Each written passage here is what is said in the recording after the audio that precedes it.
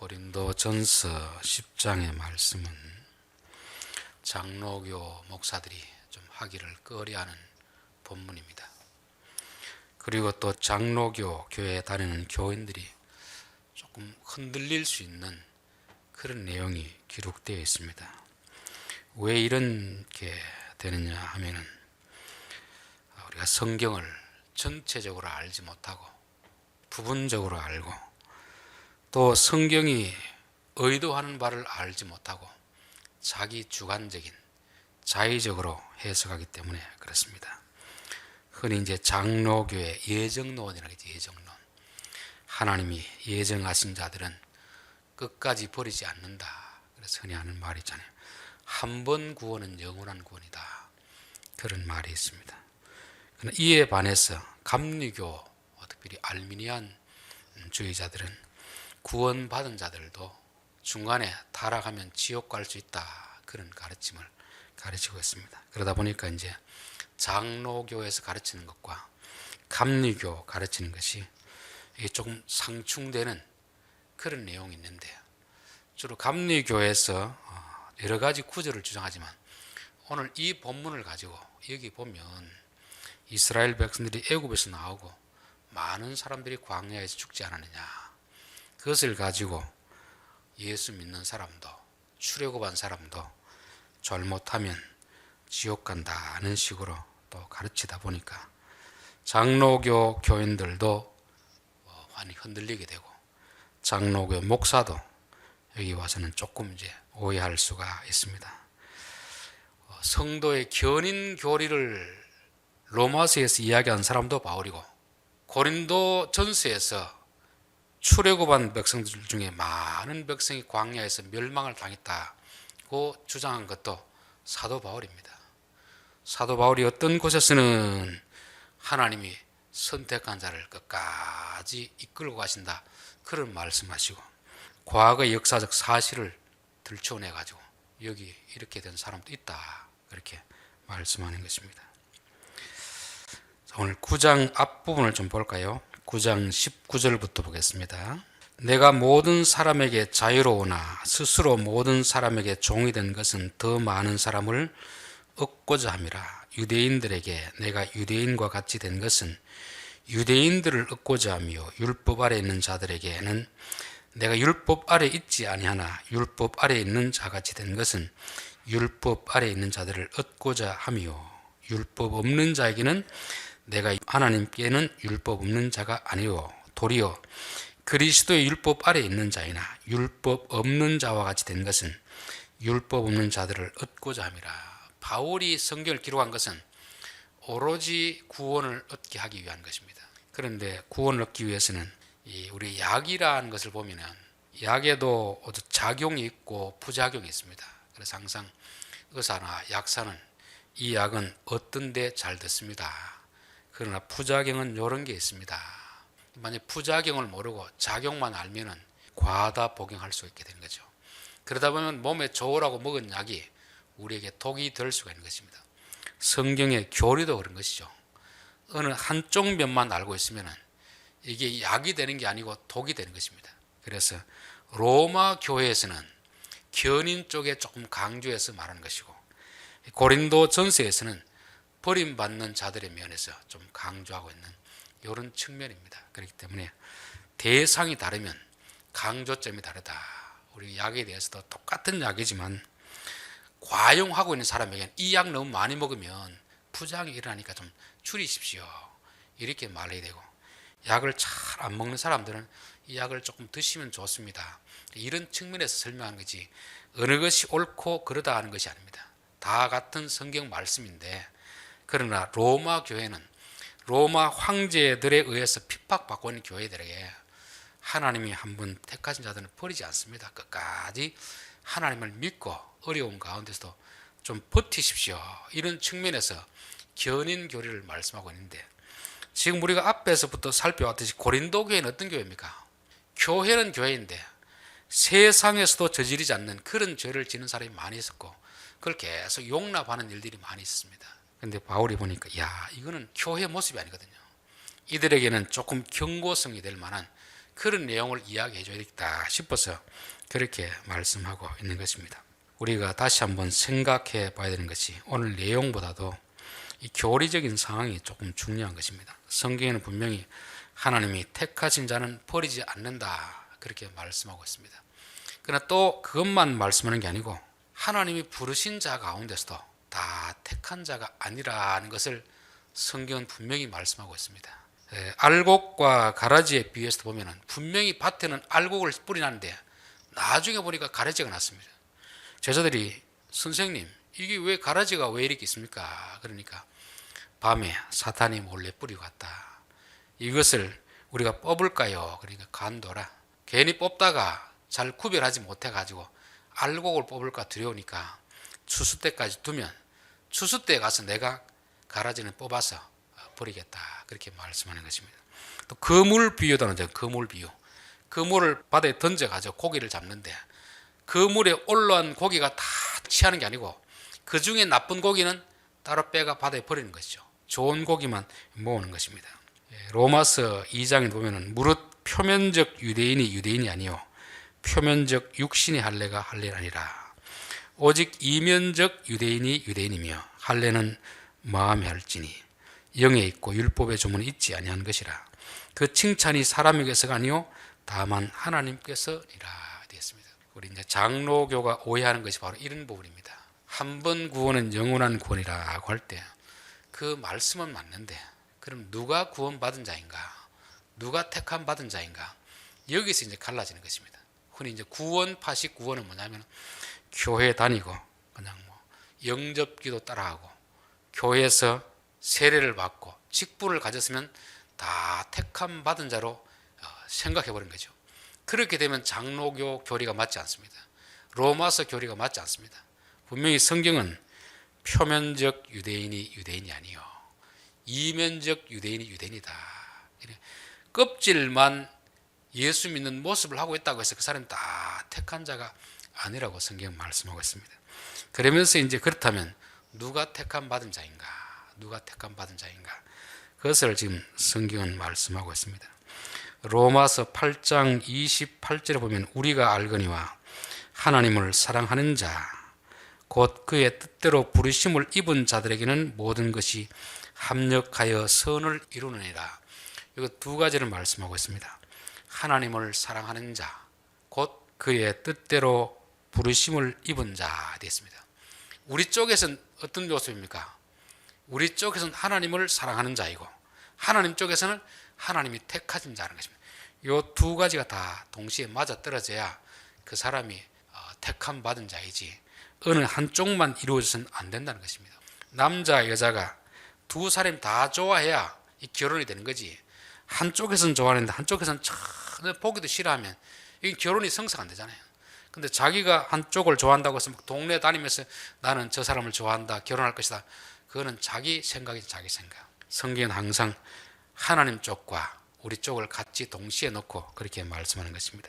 로마서 11장 4절에도 보니까 그에게 하신 대답이 무엇이냐 내가 나를 위하여 바알에게 무릎 꿇지 아니한 사람 7,000명을 남겨 두었다 하셨으니 엘리야가 와서 하나님 나만 빼놓고 다 하나님을 배신하고 떠났습니다. 그럴 때 하나님이 하신 말씀 너 그런 착각하지 마라. 내가 남겨둔 자들 남겨둔 자들이 누구냐면 바알에게 무릎 꿇지 않는 그런 자다라는 것입니다. 하나님이 남겨둔 자는 바알에게 무릎 꿇는 자가 아니고 바알에게 무릎 꿇지 않도록 하나님께 특별히 보호를 했다는 것입니다. 그럼 누가 하나님이 남겨둔 자인가? 하나님 쪽에서 남겨둔 자라는 것은 바알에게 무릎 꿇지 않도록 하나님이 믿음을 주시고 지켜주신 자를 말씀하고 있습니다. 중간에서 멸망받은 자가 택함 받은 자가 아니고 끝까지 가는 자가 택함 받은 자라는 것을 알 수가 있습니다. 오늘날 장로교회 구원관이 구원파식 구원관과 비슷합니다. 구원파를 이단이라고 하면서도 정작 장로교에서 가르치는 교리를 보면 거의 구원파식 구원을 가르치고 있는 것이죠. 장로교 교리를 가르치는 게 아니고 구원파식 교리를 가르치고 있으면서도 구원파는 욕하고 있는 이런 모습을 범하고 있는 것입니다. 성경이 말하는 구원은 애굽에서 나온 자체로 구원이 완성이 아닙니다.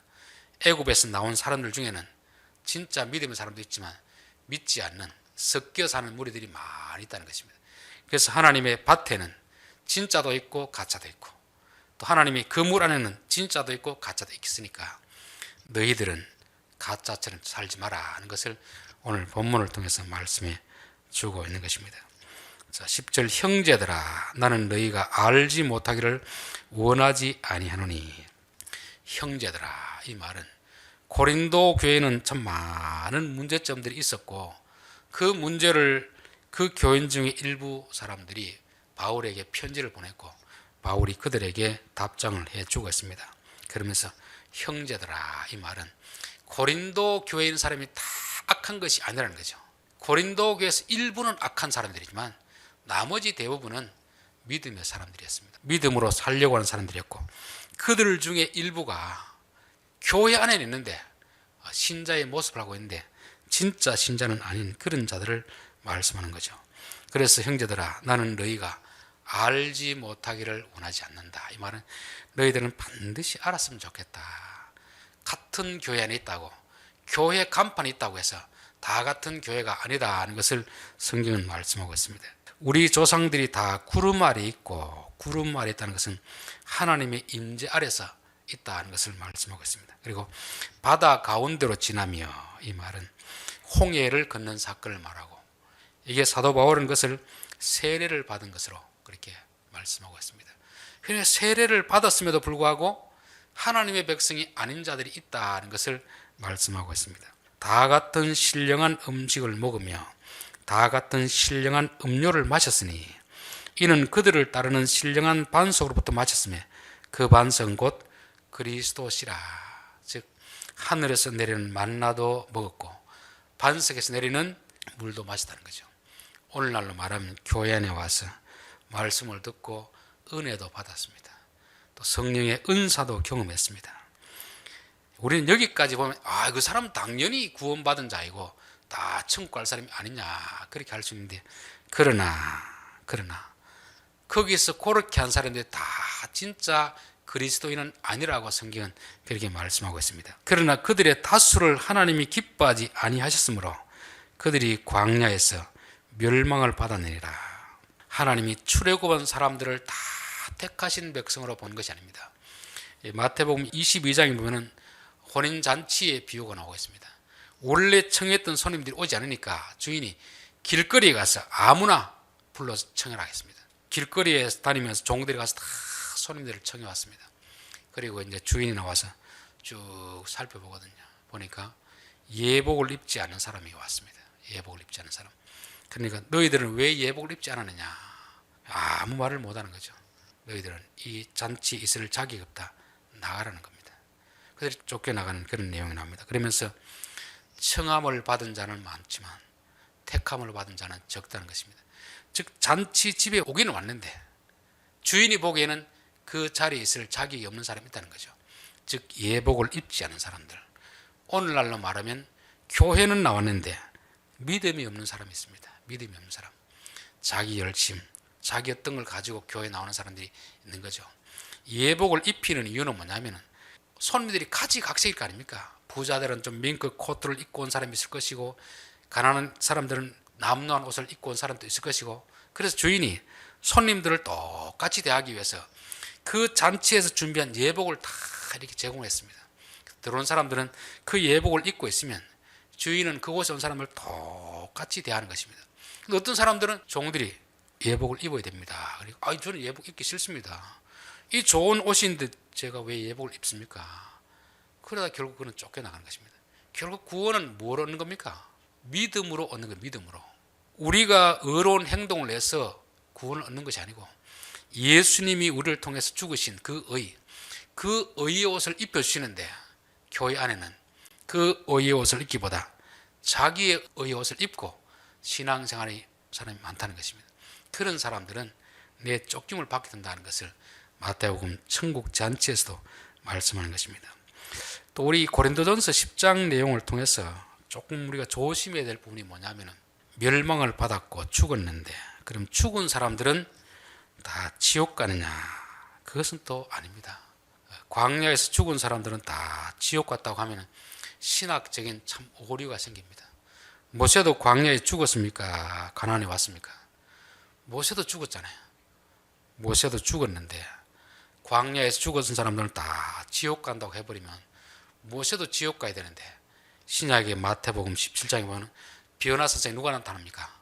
모세와 엘리야가 나타나는 걸 봤을 때 광야에서 죽었다고 해서 다 지옥 간 건 아니다 하는 것을 우리는 알아야 됩니다. 특별히 구약에서는 지옥에 대해서 별로 그렇게 언급하고 있지 않습니다. 아직까지 신학적으로 보면 어린아이 수준이기 때문에 깊이 있는 이야기를 하지 않습니다.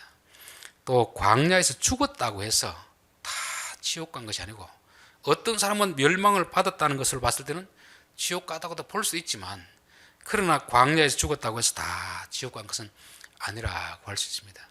우리 흔히 이제 설교할 때 애굽에서 나온 자들은 다 죽고 2명만 가나안에 들어갔다고 이렇게 설교를 많이 하잖아요. 그렇죠? 이게 모순이 뭐냐면은 애굽에서 나온 사람이 다 죽은 게 아니고, 애굽에서 나올 때 20세 이상 된 사람은 다 죽었습니다. 그러니까 20세 미만은 다 살아 들어간 거죠. 그러니까 이걸 오해해버리면 애굽에서 나온 사람은 다 죽고 2명 여호수아와 갈렙만 들어갔다면, 이야, 이 구원이 경쟁률이 몇 대 몇인가 엄청나잖아요. 그렇죠? 우리가 이렇게 열심히 믿어도 정작 천국에는 그렇게 일부만 들어간다고 하면은 누가 천국 갈 사람이 누가 있겠습니까? 그것은 죽는다고 해서 사람들이 다 지옥 가는 것은 아니라는 것을 우리가 이해할 필요가 있습니다. 우리가 육체적으로 죽는 것은 왜 죽는 거죠? 죄 때문에 죽는 거 아닙니까? 죄로 인하여서 모든 사람들에게 죽음이 임한 것입니다. 그러면 죽는 사람들은 원칙적으로 말하면 다 지옥 갈 사람들입니다. 그런데 요한복음 뭐라고 되어 있습니까? 나를 믿는 자는 죽어도 살겠고 살아서 믿는 자는 영원히 죽지 아니하리라. 즉 우리가 육체가 죽는다는 것은 하나님의 진노 아래 있는 것이고 벌을 받는 것이기 때문에 지옥 갈 사람들입니다. 그런데 예수 믿는 사람들은 이 땅에서 죽어도 다시 산다는 걸 말씀하고 있는 것입니다. 글쎄, 죽었다고 해서 다 지옥 간 사람이 아닌 거죠. 멸망받은 사람들은 우리가 어떻게 보느냐, 그건 하나님이 하실 일인데, 죽었기 때문에 다 지옥 갔다는 말도 안 맞고, 애굽에서 나온 사람들이 2명만 천국 갔다는 말도 안 맞습니다. 이것은 육신적인 죽음은 누구에게나 다 임하는 것이고, 이 구약에 보면 2 사람이 죽음을 맛보지 않고 들림받았잖아요. 에녹하고 엘리야. 그렇죠? 에녹은 홍수 이전의 사람, 엘리야는 홍수 이후의 사람. 2 사람은 성경에서 주로 증인의 숫자입니다. 증인의 숫자. 하나님이 우리를 구원해 주신다는 것을 보여주기 위해서 본으로서 둔 사람들이 바로 에녹과 엘리야인 것입니다. 그래서 우리는 광야에서 다 죽지만 죽어도 산다는 것을 에녹과 엘리야를 통해서 보여주는 것이고, 여기에서는 여호수아와 갈렙을 통해서 보여주는 것이지, 광야에서 죽는다고 해서 다 지옥 갔다고 이렇게 주장하는 것은 이게 신학적으로 심히 큰 문제가 일어나게 된다는 것을 말씀하고 있습니다. 그래서 1절부터 4절까지는 우리와 늘 같이 하고 우리와 같은 종교 의식을 다 행했다 하더라도 가짜가 있을 수 있다. 특히 이단들은 우리보다 더 열심히 더 특심합니다. 그들은 우리보다 더 열심히 전도하고 더 열심히 봉사하잖아요. 그러나 그렇다고 해서 그게 진짜가 아니라 하는 것을 말씀해 주는 것입니다. 그래서 저는 교회 간판이 있다고 해서 다 같은 교회가 아니다 하는 것을 성경은 우리에게 말씀해 주는 것입니다. 자, 그러면서 이러한 일은 우리의 본보기가 되어 우리로 하여금 그들이 악을 즐기한 같이 즐기하는 자가 되지 않게 하려 함이니, 그들 가운데 어떤 사람들 같이 너희는, 그들 가운데 어떤 사람들처럼 너희는 그렇게 하지 말라는 것입니다. 오늘날 교회라는 간판에 붙은 많은 교회들 중에는 어떤 교회는 진짜 교회가 아닌 교회가 있고 진짜 성도가 아닌 곳이 있습니다. 그런 사람들을 따라하지 말라는 것을 성경은 말씀하고 있습니다. 여기서 보면 아주 위험한 그런 죄를 지금 말씀하고 있는 거죠. 우리에게 본보기가 된다는 것은 우리도 충분히 그럴 위험성에 놓여 있다는 것입니다. 우리 보통 이제 교통사고가 나더라도 요즘 12대 중과실이라는 게 있습니다. 중앙선 침범, 음주운전 이런 것들은 이게 사고가 나면 아주 큰 사고 나기 때문에 이런 걸로 인하여서 사고 내면 보험도 지급 안 되는 그런 사고 유형들이 있잖아요. 오늘 이렇게 말씀하고 있는 것은 하나님 보시기에는 중과실 것 같다. 중과실. 다른 죄들은 하나님이 좀 봐주고 이럴 수 있는데 이제는 아주 위험한 죄니까 너희들은 혹시라도 그런 사람을 따라하지 말라 그렇게 말씀하고 있습니다. 물론 그렇다고 해서 여기 있던 죄를 지었다고 해서 다 그렇게 되는 거 아닙니다. 여러분 음주운전한다고 사람이 다 죽습니까? 음주운전하고도 안 죽는 사람이 있습니다. 그러나 음주운전하고 어떤 사람은 죽는 사람이 있습니다. 음주운전하고 어떤 사람은 다리를 다쳐서 불구가 되는 사람도 있습니다. 그만큼 그게 위험하기 때문에 하지 말라는 것이지 음주운전은 곧 죽음이다 이렇게 공식은 세울 수 없는 것입니다. 여기서도 하나님이 이러이러한 죄는 짓지 마라, 이건 아주 위험한 것이다, 그걸 말씀하는 거죠. 그래서 우리도 가능한 한 우리는 이런 죄는 짓지 않아야 되겠다, 이게 위험한 죄니까. 이 지옥 가고 안 가고를 떠나가지고 우리의 신앙생활하면서 여러분 차를 몰고 다니면 안전하게 운행하는 게 좋겠습니까? 꼭 사고 나가지고 죽음의 직전까지 간다든지 아니면 다쳐가 다리를 부러뜨려 가지고 이게 불구자가 된다든지 이게 좋겠습니까? 차를 운전할 것 같으면 웬만하면 조금 위험한 행동은 안 하는 게 좋잖아요. 우리 보통 고속도로 휴게소 가면 이제 요즘 모르겠는데 사고 난 그 사진을 크게가 걸어놨지 않습니까? 그 사고 난 사람들 누구나 사고 나고 싶어 한 사람 누가 있겠습니까? 자칫 방심하다가 보이 사고가 난 것입니다. 그럴 때 그 모습을 보면 우리는 무슨 생각이 됩니까? 저거는 나와는 상관없는 일이다, 그렇게 생각하지 말고 나도 졸음운전하거나 잘못하면 저렇게 될 수 있다는 것을 항상 우리가 경각심을 가지라는 그런 의미로 지금 말씀하고 있는 것입니다. 자, 이러한 일은 우리의 본보기가 되어 우리로 하여금 그들이 악을 즐기한 같이 즐기하는 자가 되지 않게 하려 함이라. 이 일을 기록하는 것은 뭐냐면 너희들은 이런 사람 같이 되지 마라, 이런 사람, 이걸 보여주면서 이런 사람과 같이 되지 말라고 말씀하는 것입니다. 그들 가운데 어떤 사람 같이 너희는 우상 숭배하는 자가 되지 말라. 여기는 우상 숭배하지 말라, 음행하지 말라, 하나님 시험하지 말라, 하나님 원망하지 말라 이렇게 된다. 네 가지를 말씀하고 있는데 우리가 생각할 때 이건 심각한 죄다 하는 것과 성경이 말하는 조금 차원이 다릅니다. 우리가 이 정도는 충분히 할 수 있을 것 같은데 그렇게 생각되지만 하나님은 이건 아주 중요하게 보는 사건이고 우리는 뭐 살인죄라든지 아주 이런 죄를 지어야 큰 죄로 생각하는데 그거는 사회법상으로는 좀 그런 것이고 성경에 하나님이 중요하다고 얘기하는 건 조금 다른 것입니다. 우상을 숭배하지 말라. 우상, 하나님 아닌 것들, 다른 것을 우상처럼 섬기지 말라는 거죠. 돈이 우상이 되어서도 안 되고 자식이 우상이 되어서도 안 되고 내가 가진 어떤 것이 우상이 되어서는 안 된다는 것입니다. 항상 우리는 누구만을 섬기게 됩니까? 하나님만을 섬기게 된 거죠. 내게 돈이 있고 지위가 있고 무엇이 다 있더라도 그건 하나의 도구일 뿐이지 그 자체가 하나님이 되어서는 안 된다는 것을 말씀하고 있습니다. 자, 그들 중에 어떤 사람들이 음행하다가 하루에 2만 3천 명이 죽었나니 우리는 그들과 같이 음행하지 말라. 성경이 음행에 대해서 말하는 것과 오늘 이 시대가 음행에 대해서 말하는 것은 많이 다릅니다. 오늘날 간통죄 폐지되었죠. 또 성인들은 자기 의지로 이렇게 간음을 하면 이게 간음죄로 여기지 않습니다. 성경은 간음에 대해서 아주 심각하게 말씀하고 있습니다. 이 간음으로 인해서 오늘날 가정이 다 깨어져 버리잖아요. 가정이 깨어지고 고린도전서 우리 6장에는 뭐라고 했습니까? 간음하는 자는 몸 밖에서 죄를 짓는 게 아니고 몸 안에 죄를 짓는 것이다. 너희 몸은 성전이니까 너희 안에 성령님이 계신데 왜 성전을 그렇게 훼손하느냐 그렇게 말씀하고 있는 것입니다. 그래서 세상 사람들이 간음에 대한 그런 인식하고 예수 믿는 사람들이 간음에 대한 인식은 180도 달라야 됩니다. 세상 사람들 이거 뭐 별거 아니다. 뭐 그냥 누구나 남자들 다 그렇게 하는 거 아니냐. 그렇게 할 수 있는데 성경에서 이거는 아주 심각한 죄다. 심각한 죄. 가정을 무너뜨리는 죄이고 우리 안에는 성전을 파괴하는 죄가 된다는 것을 우리가 생각해야 됩니다. 그리고 하나님을 시험하지 말라. 시험하다가 그들이 멸망을 당했다는 것입니다. 하나님을 시험한다는 것은 하나님이 하지 마라 하면 네 안 해야 되지. 선악과는 먹지 말라. 먹으면 반드시 죽는다 했는데 하와는 죽을지 안 죽을지 모른다. 이렇게 하고 뱀은 안 죽는다는 거잖아요. 구약성에 보면은 간음한 여자와 남자를 돌로 쳐 죽이라고 했습니다. 즉 간음은 죽음에 이르는 그런 죄입니다. 그런데 오늘날 이 시대는 어떻습니까? 괜찮다 하잖아요. 그럼 우리가 세상 사람들 말 믿고 괜찮다고 생각하고 그런 죄를 지으면 될까요? 안 될까요? 그게 하나님 시험하는 것입니다. 하나님이 하지 말라고 하고 분명히 거기에 대한 어떤 벌을 이야기했으면 하나님의 법을 따라가야 되는데 아이고 세상 법이 뭐 그렇지 않으니까 괜찮겠지 이렇게 생각하는 것입니다. 마귀가 와서 예수님을 시험할 때 뭐라고 하냐면 성전 꼭대기 올라가서 뛰어내리라. 그러면 하나님이 너를 구해주리라 이렇게 했습니다.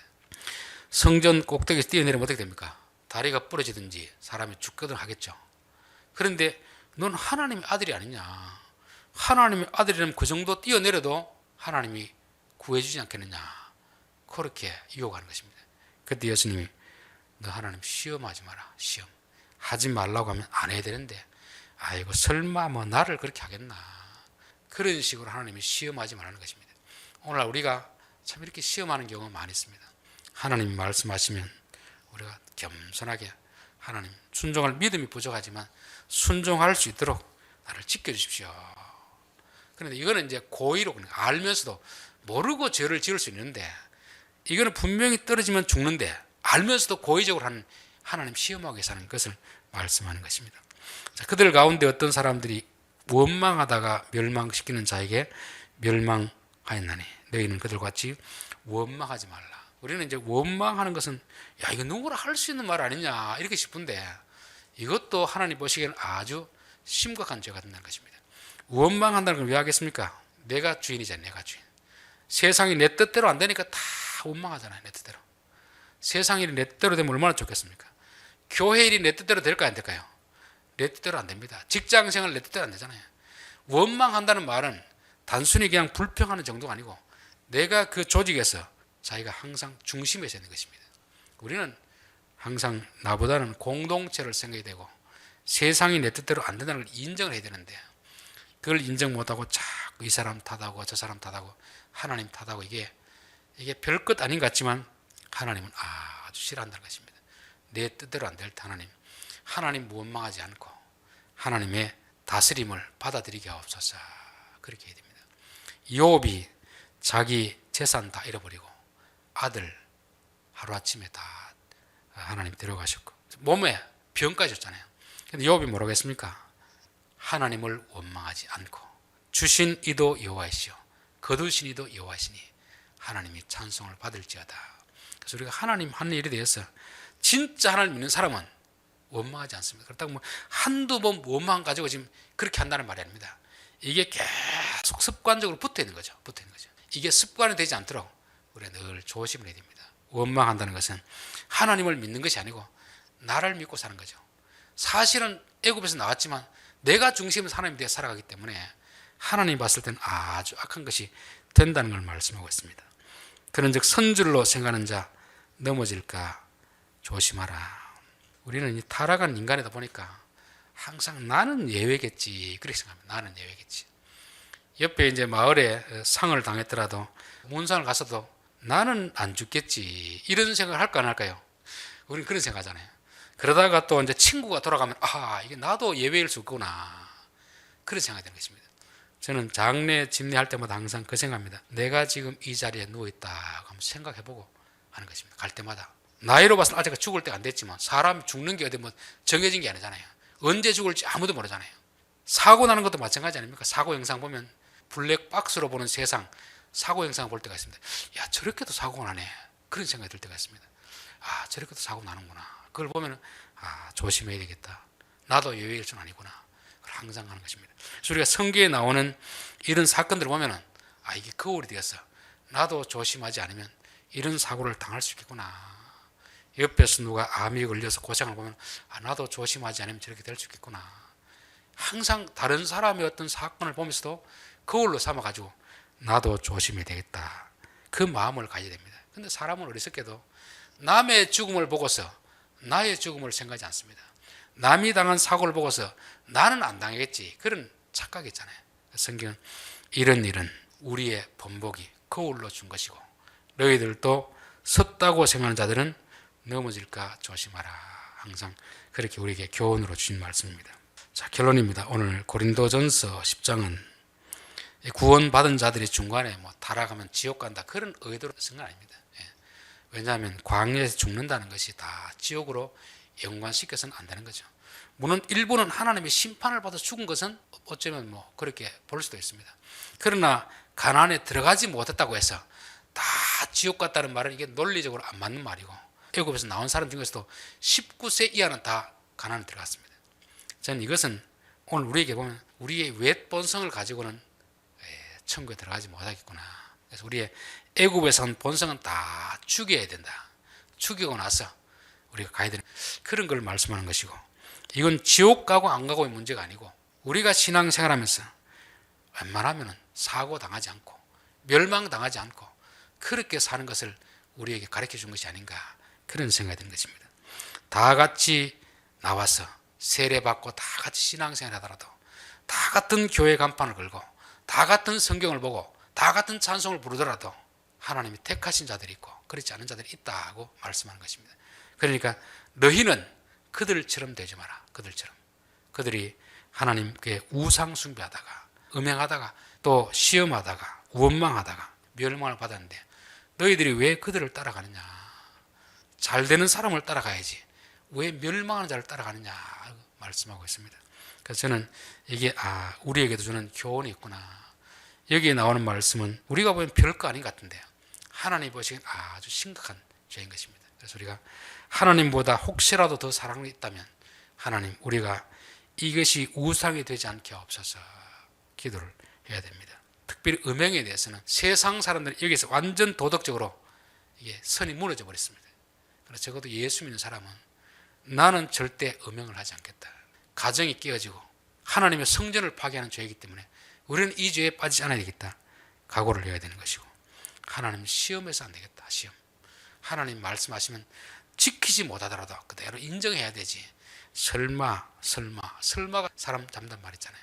그리고 원망하는 것도 세상이 내 뜻대로 안 된다고 해서 하나님 원망하고 다른 사람 탓하고 이게 별거 아닌 것 같은데 하나님은 아주 심각하게 보는 것입니다. 교통사고로 말하면 12대 중범죄에 되는 중범죄.